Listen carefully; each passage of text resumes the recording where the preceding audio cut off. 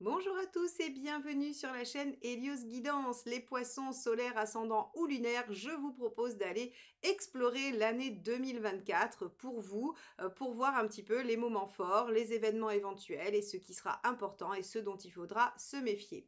En ce qui concerne Hélios Guidance, la nouveauté, c'est la roue astrologique que je vous propose de recevoir en fichier audio dans votre boîte mail, donc sans rendez-vous. Je vous laisse aller regarder ça sur mon site heliosguidance.com au milieu de toutes les autres propositions pour obtenir des réponses à vos questions précisément.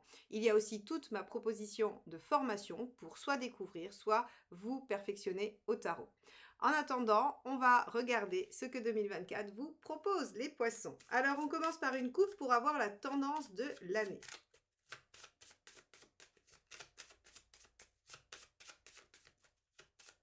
Poisson, année 2024.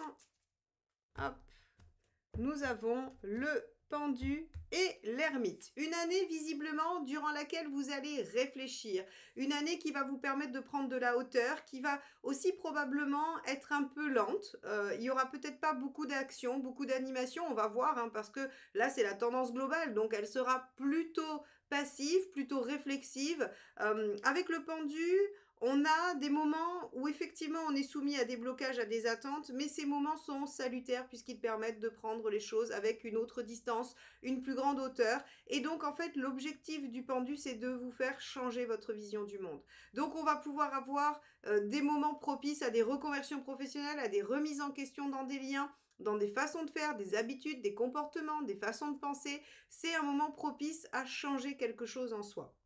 Surtout avec l'ermite qui va s'occuper de qu'est-ce que j'ai produit jusqu'à maintenant? Qu'est-ce que j'ai fait dans ma vie? L'ermite regarde son passé et essaye d'en tirer des leçons. Donc en fait, c'est une combinaison qui peut-être est passive, effectivement, hein, et qui ramène de la lenteur, mais qui amène forcément une réflexion assez intense, assez profonde, et qui va obligatoirement porter ses fruits sur une élévation. Puisque le pendu vous permet aussi de vous élever spirituellement, psychiquement, par rapport à une situation. Donc, on va regarder dans le tirage général un petit peu ce que ça nous dit par rapport à ce qui va dominer l'année 2024 pour vous les poissons. Allez, c'est parti. Ce qui va dominer l'année 2024 pour les poissons. Hop, celle-ci. Alors, on a l'empereur. Alors, vous voyez, l'empereur, c'est la stabilité, c'est l'ancrage, c'est les choses qui sont... Alors, je dirais pas l'immuabilité, parce que quand même, malgré tout, l'empereur, il peut aussi faire des projets, mais en tout cas, on a une notion de stabilité et d'engagement. Donc, on a effectivement une année qui risque d'être assez stable, ou bien constructive. Hein, ou bien constructive parce que l'empereur aussi, il s'engage dans des projets, dans des situations, et en fait, il les transforme en quelque chose de profondément ancré. Bon, donc on va voir un petit peu ce qu'il va falloir laisser derrière soi durant cette année 2024. Donc pour vous les poissons, que faut-il laisser derrière vous en 2024? On a le cavalier de coupe.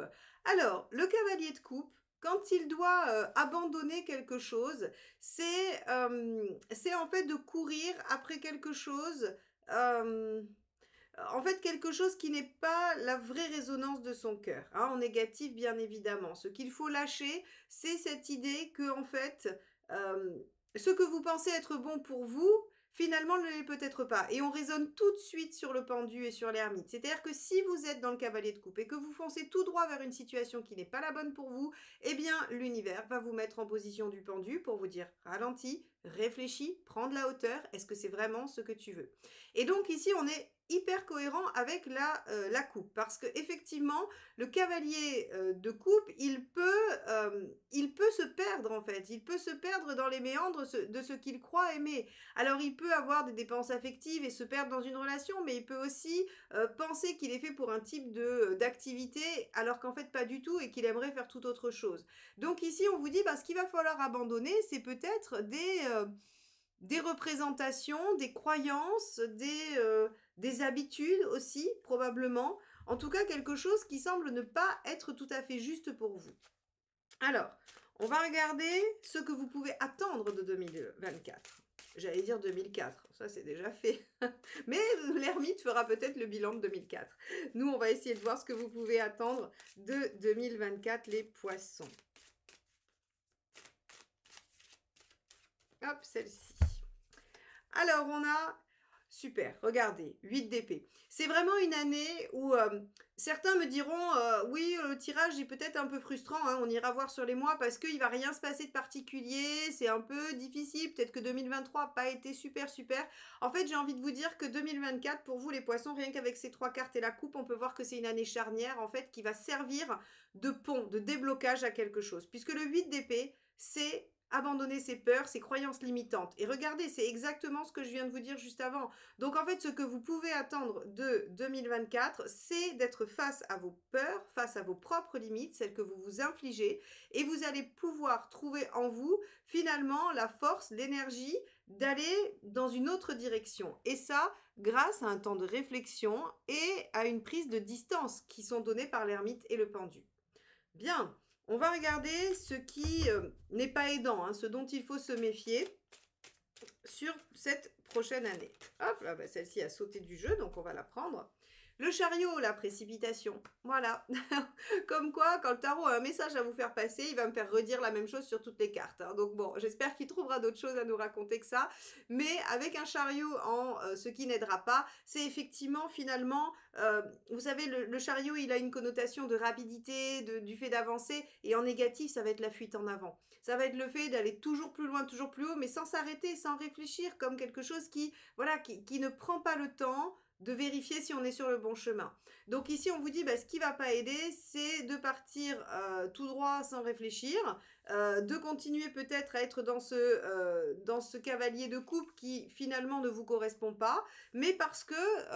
en fait, on a un début de réponse. Pourquoi vous êtes dans ce cavalier de coupe qui finalement ne vous correspond pas? C'est parce qu'en fait, probablement, vous êtes persuadé que ce que vous voulez n'est pas possible, ou n'est pas pour vous, ou ne pourra pas se matérialiser. Et là, on vous dit, mais attendez, prenez l'ermite, regardez en arrière, faites une introspection, et mettez-vous en position du pendu. Je prends un cran, je me mets en méta sur ma vie, et je regarde que finalement, je vais changer mes croyances limitantes. Et je vais m'engager dans quelque chose peut-être de nouveau. Mais je ne vais pas me précipiter à me dire tête baissée, de toute façon, j'ai plus qu'à faire ça parce que je ne peux faire que ça. Donc, on a vraiment cette dynamique sur ce tirage général. On va regarder ce qui va être aidant. Hop là, celle-ci est tombée, donc on va la prendre. Alors, c'est la Lune. La Lune, elle vous parle de tout ce qui va être fécondité, créativité, inspiration, intuition. Et donc, en fait, on vous dit ce qui va aider, c'est d'aller puiser en vous la source de ce que vous allez mettre en œuvre. Et donc, en fait, on vous dit, arrêtez de penser ou de croire que vous devez faire telle ou telle chose ou que vous ne pouvez pas faire telle ou telle chose et allez puiser en vous. En fait, c'est vraiment une année qui va vous servir à changer votre état d'esprit, à changer votre vision du monde. En fait, c'est comme si vous alliez vivre un coaching sur l'année 2023, c'est-à-dire que vous allez apprendre à démonter une par une, en fait, les idées limitantes qui vous empêchent de vous réaliser, qui vous empêchent d'aller vers ce que vous voulez. Vous allez apprendre à aller puiser en vous les solutions, les réponses de ce que vous voulez et non plus chez les autres ou dans des normes, dans ce que l'on pense devoir faire. Et donc, si vous voulez, ce qui est assez intéressant sur ce tirage et sur cette année, c'est que, ah oui, c'est sûr qu'il n'y aura peut-être pas énormément d'actions. Ça, on a la confirmation. Encore une fois, on verra sur les 12 mois. Hein, je vais tirer une carte pour 12 mois, on va voir. Mais en tout cas...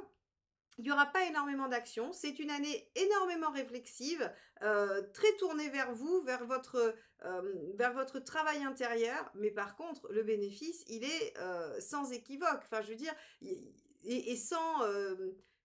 et sans rapport avec les résultats que vous avez pu obtenir jusqu'à présent, même si vous avez beaucoup travaillé sur vous. Alors, ça peut être une dernière étape de travail sur soi, comme ça peut être un moment clé, charnière, qui fait évoluer très très largement et positivement.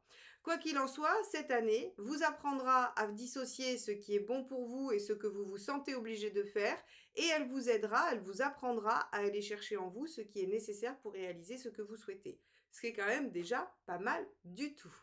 Alors, on va regarder justement, hein, mois par mois, ce que ça nous dit.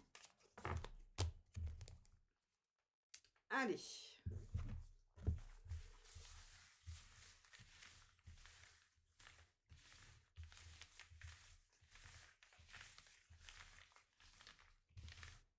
Allez, les poissons, année 2024, que vous réserve-t-elle ?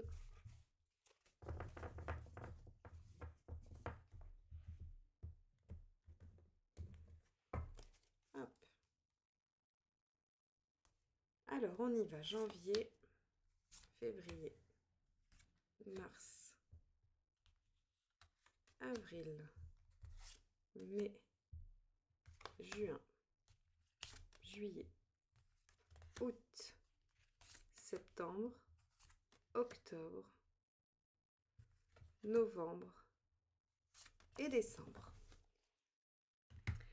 Allons voir tout de suite ce que vous réserve le mois de janvier. Bon, alors, un très beau mois de janvier, cela dit, hein, avec le monde, finalement, on a l'impression qu'il y a quelque chose qui aboutit, qui réussit. Ça peut être aussi une forme d'expansion, d'ouverture d'esprit. On a des ambitions, on rêve de choses, hein, donc ok, très bien, on va voir. On avait vu qu'il fallait apprendre à rêver de choses qui étaient justes et bonnes pour vous, donc on va voir dans quelle mesure ce 21, il est vraiment une expansion de vous-même, il est vraiment ce sentiment de réalisation et d'aboutissement. Mais en tout cas, vous devriez commencer l'année avec une sensation assez positive de réussite, de bien-être, voilà. Et tout de suite en février, on va se mettre à réfléchir. Hein. On a une papesse qui, elle aussi, est très intérieure, très réflexive, qui se centre sur son intuition. Elle essaye, par rapport à ce qu'elle sait, hein, de mieux comprendre, de mieux savoir. Elle garde aussi les choses pour elle, elle mature. Hein, c'est-à-dire que, bon, voilà, pour l'instant, encore une fois, le mois de février sera un mois qui ne sera pas actif, qui sera plutôt passif et très intérieur. Donc, pas d'événement particulier. Par contre, une activité intellectuelle et intérieure assez intense. Sur le mois de mars, on a une justice inversée. Alors la justice inversée, évidemment, elle pourrait parler de déséquilibre, et elle peut, hein, on peut déséquilibrer une situation avec cette carte, mais moi j'ai plutôt tendance à vous dire que elle va aussi vous dire que vous allez apprendre à utiliser des chemins détournés, que vous allez utiliser vos propres règles. Et déjà là, en fait, finalement, euh, parce que vous allez probablement avoir un sentiment de réussite ou l'opportunité de vous ouvrir davantage en janvier, vous allez y réfléchir en février, et déjà en mars, vous êtes en train d'utiliser de nouvelles façons de faire. C'est-à-dire que ça a déjà porté ses fruits pour vous. Donc ça, c'est extrêmement positif. Et on voit qu'en mars, en fait, vous essayez de faire différemment, d'avoir d'autres oui, d'autres chemins, d'autres méthodes. Alors, on a en avril l'empereur inversé. Alors ok, justice inversée, empereur inversé à la suite. On peut imaginer qu'en plus d'utiliser des méthodes différentes, vous allez quand même être malgré tout un peu déstabilisé. Or, c'est tout à fait logique.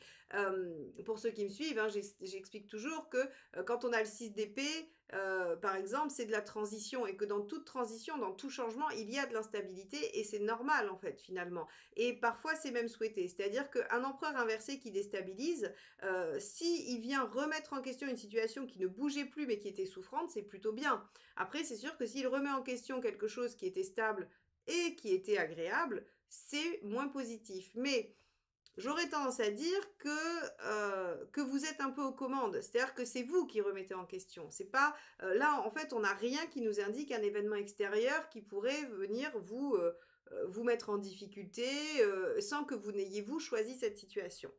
D'autant plus que, regardez, on a le pendu qui arrive pour le mois de mai. Alors, le pendu, on l'avait dans la coupe, hein, comme je vous l'ai dit, et on a a cette notion de devoir attendre, de devoir se poser. Donc effectivement, alors on peut imaginer que vous avez réfléchi et vous avez un peu mis le bazar dans votre vie, vous avez tout remis en question, vous essayez d'autres méthodes et ça marche pas, donc hop, vous êtes à l'arrêt sur le mois de mai. Mais cet arrêt, il va vous permettre de faire le bilan, de faire le point et de regarder les choses donc sous cet autre angle qui vous permettra d'aborder la situation différemment et d'y trouver des solutions. Surtout qu'ensuite, on a la maison Dieu pour le mois de juin. La maison Dieu, dans votre tirage, j'aurais tendance à dire elle représente une prise de conscience. Là, il peut y avoir un événement extérieur qui vienne favoriser cette prise de conscience, qui vienne vous pousser dans vos retranchements, vous obliger à reconnaître que, vous mettre face à une réalité. C'est vrai. Mais ne vous inquiétez pas, j'ai vu la carte d'après et c'est pas quelque chose qui va a priori remettre absolument tout en question au point de vous déstabiliser et de vous mettre en difficulté. Puisque tout de suite après, on a, pour le mois de juillet, on a une impératrice qui met des projets en route, qui œuvre, qui prend les choses en main, qui est en bonne position, qui crée des choses.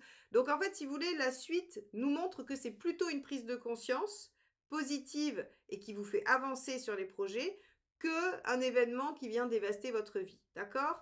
Donc ici, l'impératrice, elle reprend les choses en main en juillet, elle met en œuvre ce dont elle a besoin et les choses s'enclenchent. D'accord ? On voit ici avec l'ermite inversé en août que vous expérimentez des choses. Souvenez-vous, je vous ai dit, le pendu et l'ermite sont des cartes qui favorisent vraiment une introspection. Eh bien, l'ermite inversé, c'est une fois qu'il a tiré les leçons de ce qu'il a médité, de ce qu'il a regardé, de ce qu'il a essayé de comprendre, eh bien en fait il en a tiré des hypothèses et ces hypothèses il va aller les vérifier, il va aller les mettre en œuvre. Donc il sollicite les autres, il en discute, il met en œuvre des situations pour vérifier ou non en fait ces hypothèses. Et là vraiment sur le mois d'août, finalement vous allez vous mettre en mouvement. Après avoir vécu un premier semestre de réflexion, vous vous mettez en mouvement et vous mettez les choses en œuvre. Donc ce qui est intéressant avec cette vision des 12 mois, c'est que ce qui est ressorti de façon très prégnante dans la coupe et le tirage général, on voit que ça se produit surtout sur le premier semestre et que c'est une étape primordiale et importante qui vous permet de vous remettre en action sur le deuxième semestre. Parce que regardez, l'étoile inversée en septembre, elle vient récompenser vos efforts, elle vient vous donner un petit coup de main. J'aime bien cette image par rapport à l'étoile de dire que c'est quand vous faites du vélo et que vous avez le vent dans le dos. Vous êtes obligé de pédaler. C'est sûr que si vous êtes sur du plat, vous pédalez. Mais avec le vent dans le dos, c'est un peu moins dur, ça favorise, ça vous aide, ça libère. Alors que c'est vrai que l'étoile inversée, vous faites du vélo en pente et donc en fait ça descend tout seul, vous n'avez même pas à faire de coups de pédale. Mais le résultat est le même, c'est-à-dire que vous arrivez au même endroit. L'étoile est toujours une carte positive. Elle vous amène toujours la réalisation de ce que vous avez souhaité. La seule différence, c'est qu'à l'envers, il faut pédaler. Voilà, il faut faire preuve d'action, de mise en œuvre, d'enthousiasme, d'initiative et ça vous tombe pas tout cuit dans le bec. Maintenant, je ne sais pas s'il y a beaucoup de choses qui tombent tout cuit dans le bec de grand monde, mais en tout cas, on a ici, vous voyez, un trimestre où vous vous mettez en action et ça fonctionne. Vous avez un résultat qui était souhaité, un résultat qui était escompté par rapport à ce que vous avez mis en œuvre. Donc ça, c'est très chouette. On a ensuite regardé le mât pour le mois d'octobre. Alors là, c'est génial parce que du coup, tout ça, ça vous permet de vous lancer dans une nouvelle aventure. Et ce que j'aime beaucoup avec le mât, c'est qu'il y a une notion d'innovation. On n'est pas sur un redémarrage à l'image du battleur. On est sur quelque chose qui, en fait, si vous voulez, va agir différemment. C'est une nouvelle page de vie, c'est la nouveauté, c'est l'innovation, on va faire différemment quoi qu'il arrive. Donc ici, on a une belle dynamique sur ces 4 mois du deuxième semestre qui permettent d'arriver au mois de novembre à une élévation, à une progression, à quelque chose qui fait que vous vous sentez... vous savez, quand on dit on se couchera moins bête ce soir parce qu'on a appris quelque chose, eh bien en fait, vous sortirez de l'année 2024 avec cette sensation d'avoir grandi psychiquement, d'avoir grandi émotionnellement, peu importe le domaine que ça touchera pour vous, mais en tout cas, il y aura cette sensation d'avoir évolué, d'avoir grandi, d'avoir appris des choses et de les maîtriser. Et ça, c'est essentiel. c'est vraiment essentiel parce que, comme je vous ai dit, on voit que c'est une année charnière pour vous qui, en fait, vous permettra de ne plus jamais être comme avant. Alors, on finit l'année avec un battleur inversé qui nous dit: OK, on est un peu fatigué là, hein, et on n'a plus très envie. Mais en même temps, vous avez vraiment bien bossé sur toute l'année. Vous mériterez de vous reposer au mois de décembre et de savourer votre évolution, vos progrès, votre situation qui sera meilleure que celle du début d'année, bien que vous commenciez avec le 21. Donc, on peut imaginer qu'on va avoir de très très belles progressions. Vous finirez l'année en vous disant: «Pouf, voilà, j'ai bien travaillé, maintenant je voudrais bien me reposer», et vous aurez besoin de ce repos. Vous aurez besoin d'un temps de pause, et la pause, c'est toujours le moment où les choses s'intègrent, où les choses, s'intériorisent, où elles se fixent, où elles s'ancrent en vous. Donc voyez ce mois de décembre comme l'autorisation d'une pause dans votre, j'allais dire dans votre cheminement intense de l'année 2024, et vous finirez donc cette année. Alors vous verrez, hein, si vous, voilà, vous pouvez partir en vacances, ou vous pouvez profiter de vos proches, ou vous pouvez tout simplement vous détendre plus, faire une activité qui vous plaît. En tout cas, on vous dit, ce ne sera pas le moment d'entreprendre à nouveau. Il faudra finir l'année comme pour clôturer ce cycle. Vous voyez, c'est assez intéressant. On commence par le 21, on finit par le 1, comme si vous aviez fait en fait un cycle complet. Parce que les arcades majeures sont en cercle, hein. Donc quand vous êtes au 21, il y a tout de suite le 1 derrière et ça retourne comme ça. Et vous, vous avez commencé par un aboutissement qui vous permet d'ouvrir sur quelque chose de nouveau, et hop, il faudra recommencer, mais on vous dit attendez, on temporise, on temporise. Vous êtes en train d'amorcer des choses et il va falloir les intégrer. Bon, et ben écoutez, les poissons, une année riche en progrès, riche en réflexion, probablement aussi en intuition, en inspiration. Je vous encourage vraiment, on avait vu, hein, qu'il y avait la lune dans le tirage général, donc je vous encourage vraiment à vous centrer sur vous, à essayer de voir et de comprendre ce qui vous convient, ce qui vous plaît, ce que vous souhaitez pour pouvoir le mettre en œuvre. Ça sera important pour vous. En tout cas, moi, je vais vous souhaiter une merveilleuse année, et je vous retrouve tous les mois avec chacune de ces cartes. On les reprendra une par une tout au long de l'année pour le tirage général. Et donc, je vous retrouve sur Helios Guidance pour les tirages généraux et sentimentaux tout au long de l'année. Si vous n'êtes pas encore abonné et que vous souhaitez me retrouver, n'hésitez pas à le faire et à cliquer sur la petite clochette pour être notifié de la sortie de chacune des vidéos. Et pour tous ceux qui sont déjà abonnés et qui like, qui partagent et qui commentent mes vidéos, merci infiniment. C'est ainsi que vous me permettez de continuer à vous proposer des tirages mensuellement. Je vous en remercie infiniment et je vous dis à très très vite. Bye bye.